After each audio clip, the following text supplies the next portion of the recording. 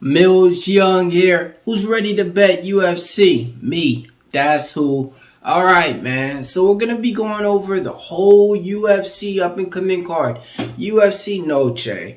Headlined by Grasso defending her belt versus Valentina Shevchenko. 11 fights to talk about on the card for you guys, man. A lot of fights going on, so, before we do all that, let's talk about last week, man. We have a new champion. Can y'all believe it? Sean Strickland's the champion, folks.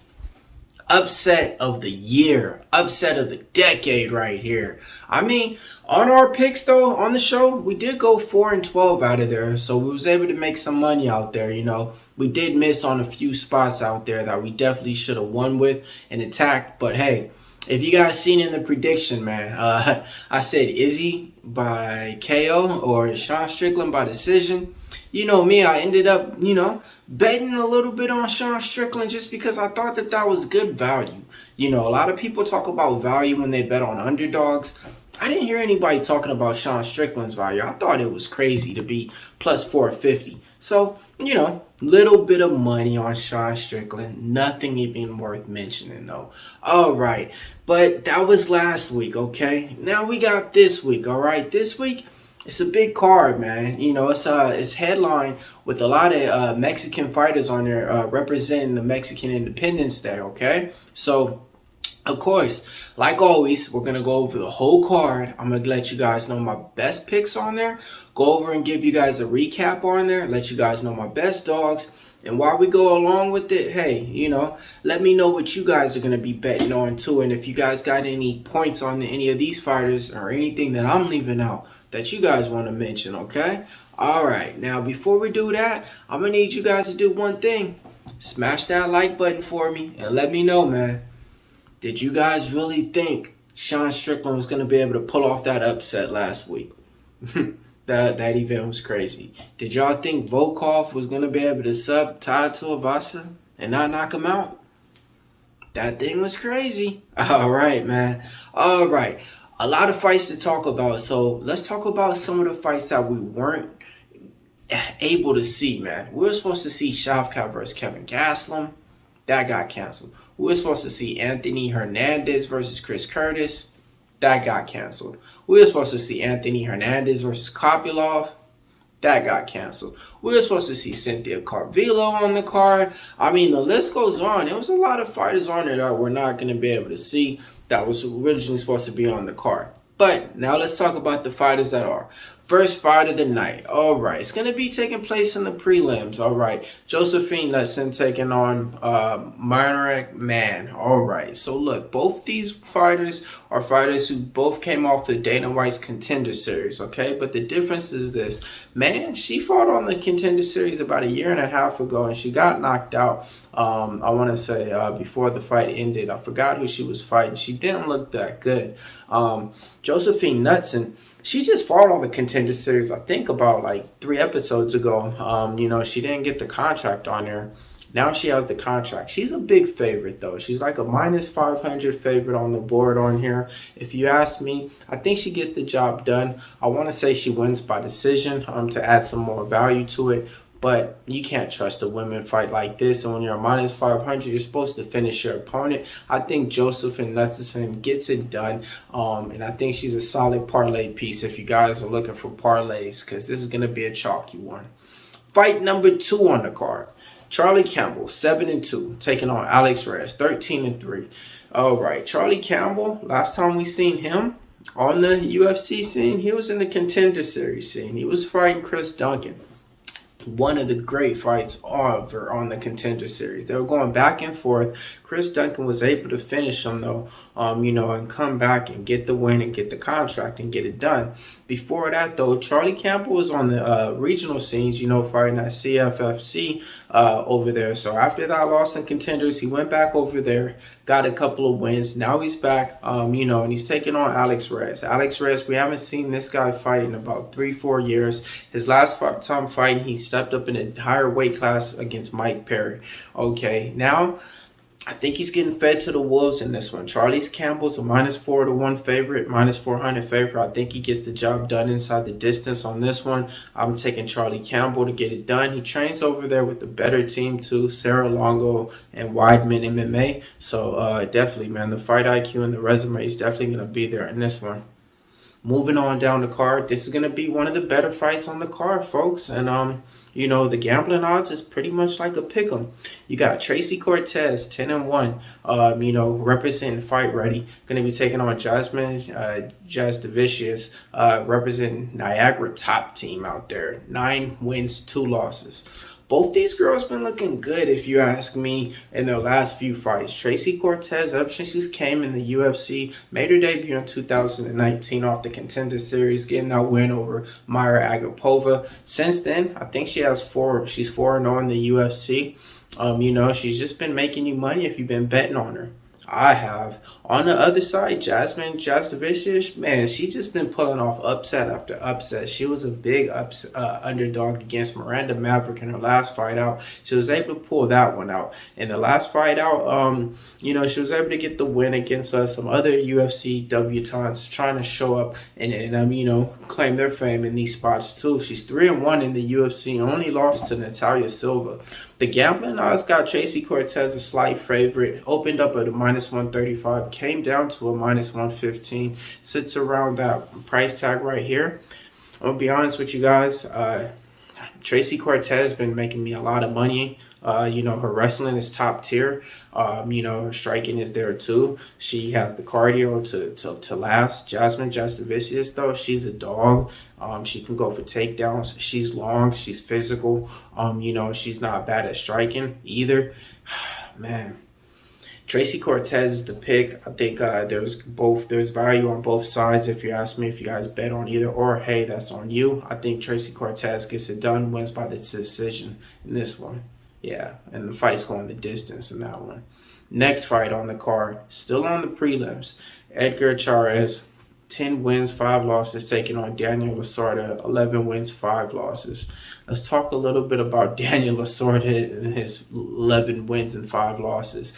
Out of those 5 losses, I think he's on like a 3 or 4 losing streak in the UFC. It's amazing that he's still around. Okay, his last time out, I was there seeing him fight against CJ Vergara. Yeah, he had CJ Vergara running around in the ring.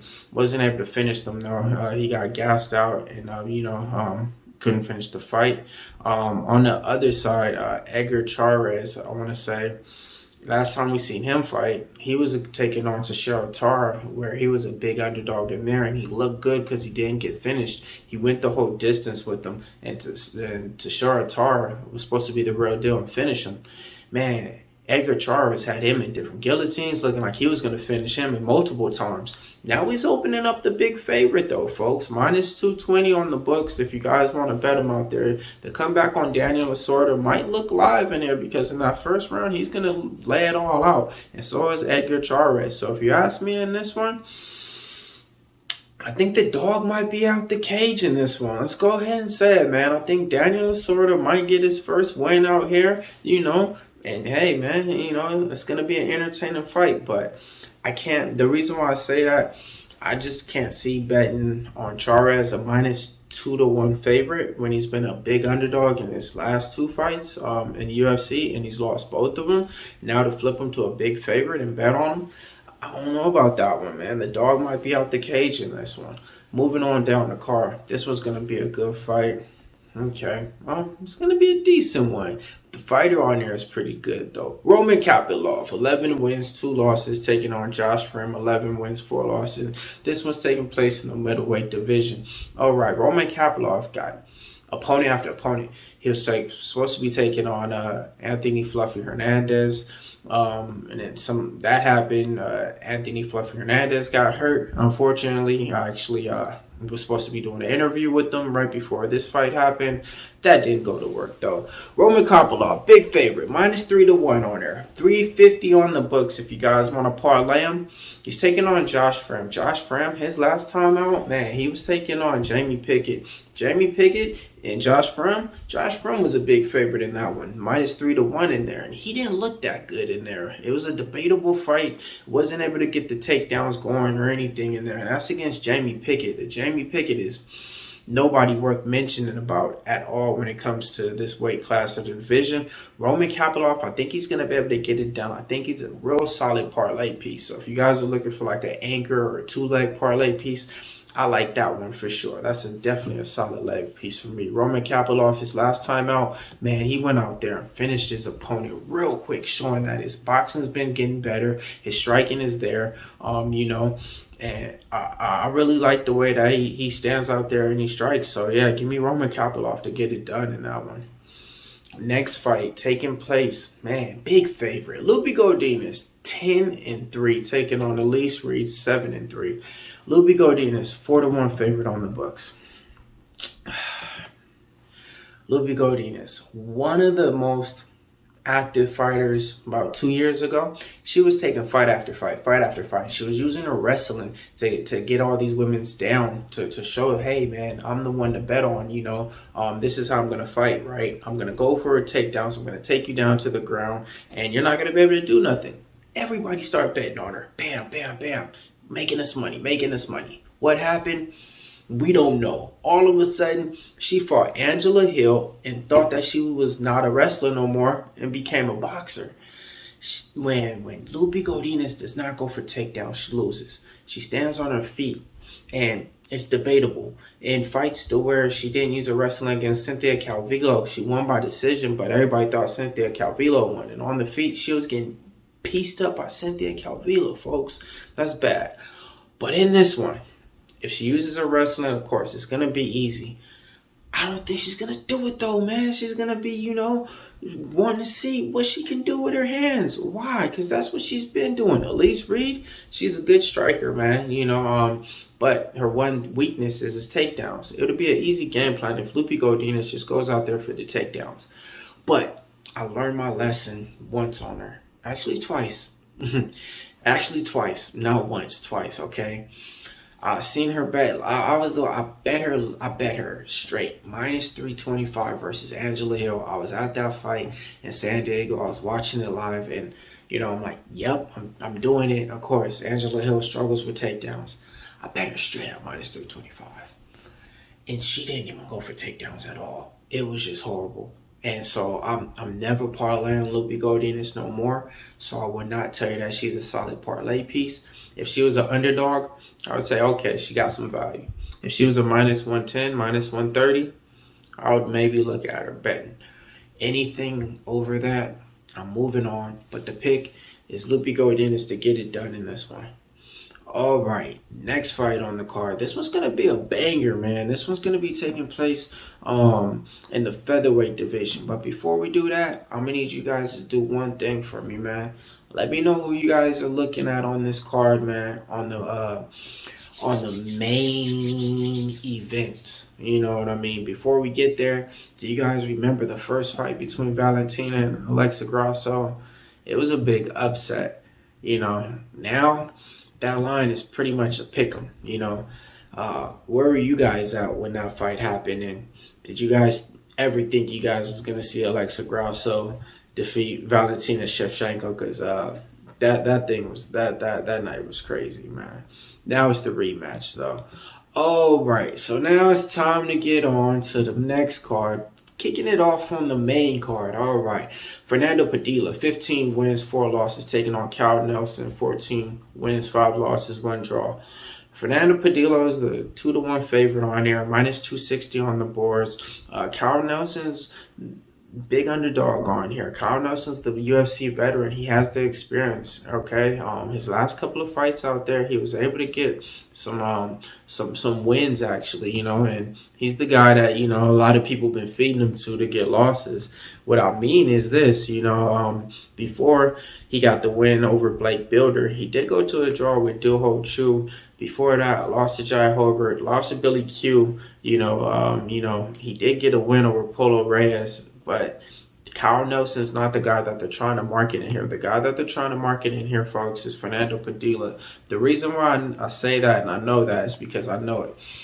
Okay, I found out about this guy when I was going on to LFA fight to see my boy Curtis Millender fight. He was the main event. He was telling me that everybody's coming to see this young kid. You know, he's jiu-jitsu specialist. He finishes everybody.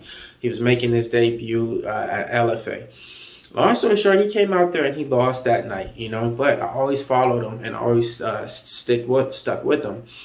He was one of those fighters to where when he came out, he was real young. His body wasn't developed. He didn't have, you know, all the muscles and everything to fizzle out his frame to go against these men like everybody thought he would. So it took him a little bit more time.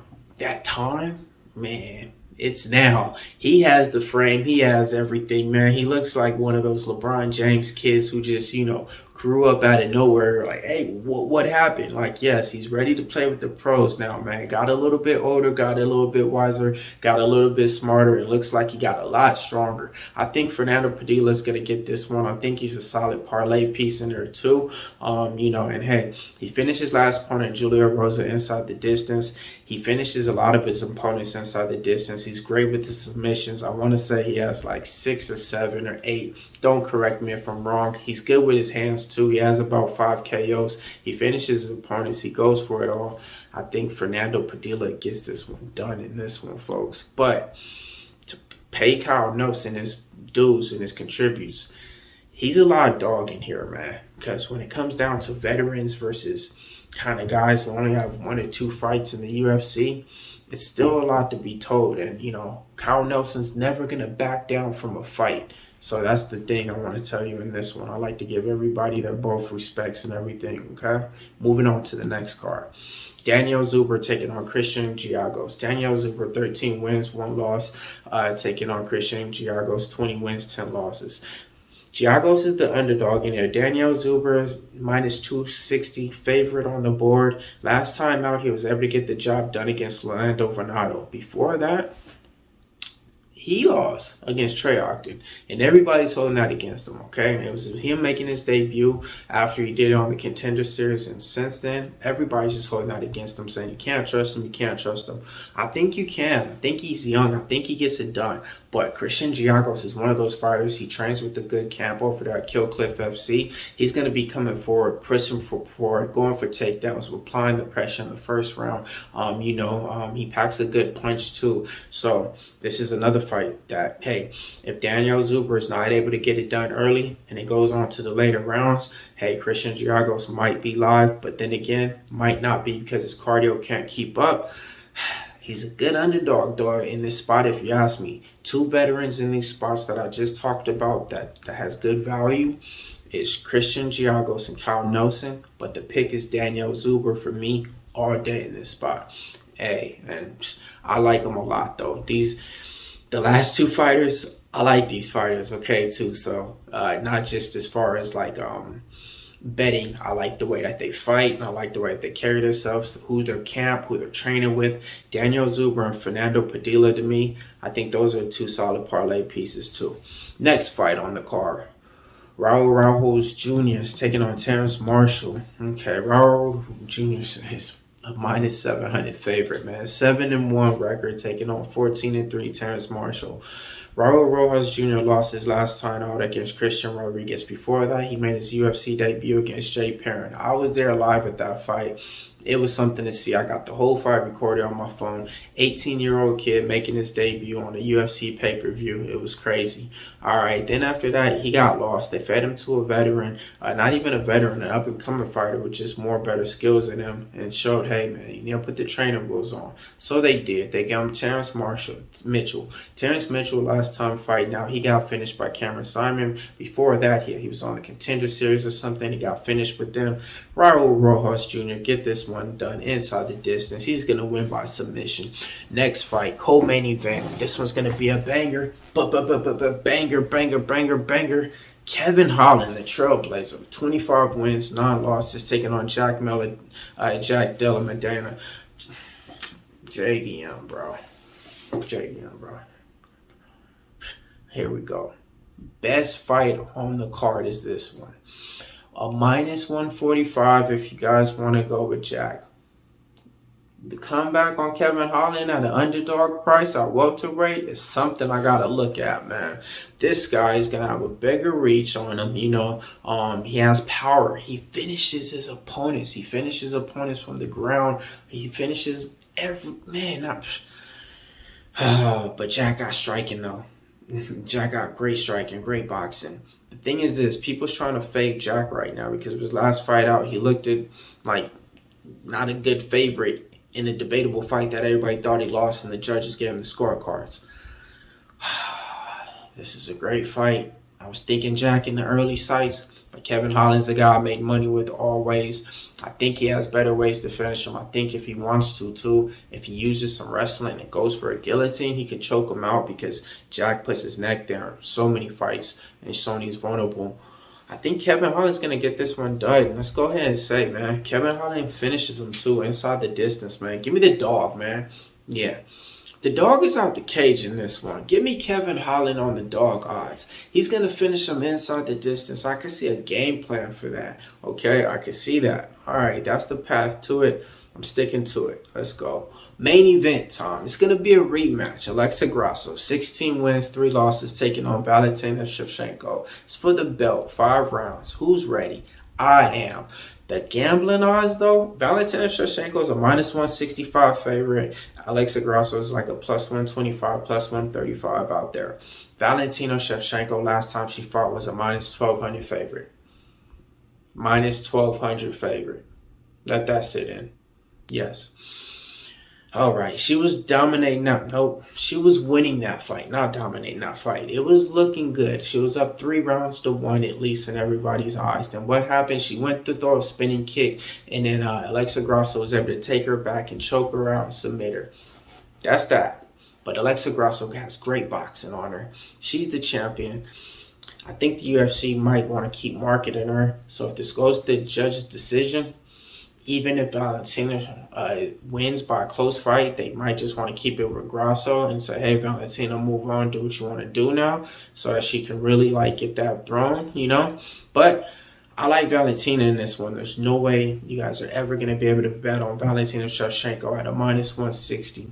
Okay, it kind of reminds me when you got to bet on Khabib versus Conor McGregor for a -180, and then when you got to bet on Mayweather boxing Conor McGregor for a cheap ticket too. You got to just hammer those prices and say these are the GOATs. It's the same thing like when it was John Jones versus Cyril Gane. That price ticket was so low, you'll never get that again. All right, that's that. All right, so look, man, if you guys want to see what I'm betting on and my best bets, head on over to the site. We got it all up for you guys. It's Millz Young here, part of Pick Dawgz. All right, catch you guys same time next week.